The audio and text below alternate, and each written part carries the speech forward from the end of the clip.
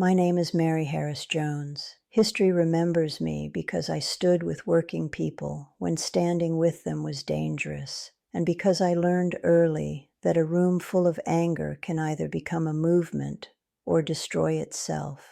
I spent more than 40 years organizing miners, mill workers, railroad laborers, and their families.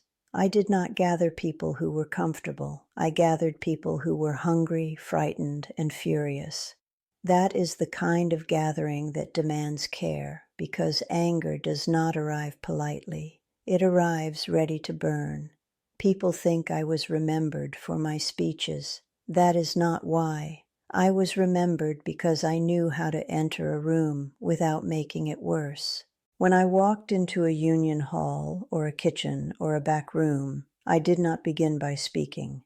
I watched. I watched who leaned forward and who leaned back, who spoke quickly and who waited, who others turned toward when the room grew tense. A gathering always reveals its fault lines if you are patient enough to see them.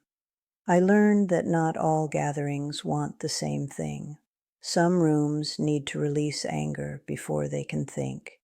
Some need to slow down because fear is driving the conversation. Some need firmness because without boundaries, people will mistake noise for power. A facilitator must know which room they are in before they open their mouth. Before strikes or marches, I gathered people privately. 10 at a table before 100 in the street. Trust is built where voices are low. Discipline is learned before it is tested. You cannot ask people to hold together in public if they have never learned to sit together in private. When crowds did form, my work changed. Then I watched the edges. Panic does not begin in the center, it begins at the margins. If someone was feeding rage without direction, I stopped them.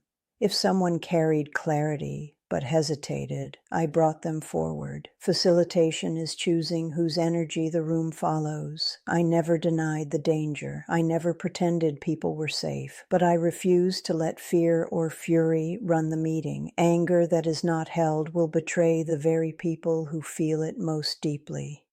Today, I see gatherings where microphones are handed out as if that were leadership. I see meetings where people are encouraged to express everything but are guided toward nothing. I see anger amplified without discipline, and I know how that ends. If I were organizing now, I would still begin the same way. I would gather smaller than expected. I would listen longer than planned. I would set boundaries early before the room tests them.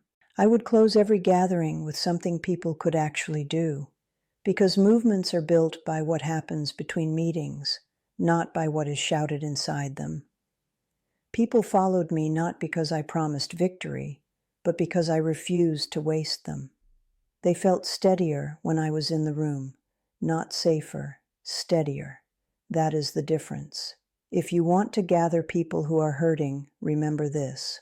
Honor their anger, but do not worship it. Give it dignity, give it shape, and give it direction. That is how a crowd becomes a union, and that is how a union survives long enough to matter.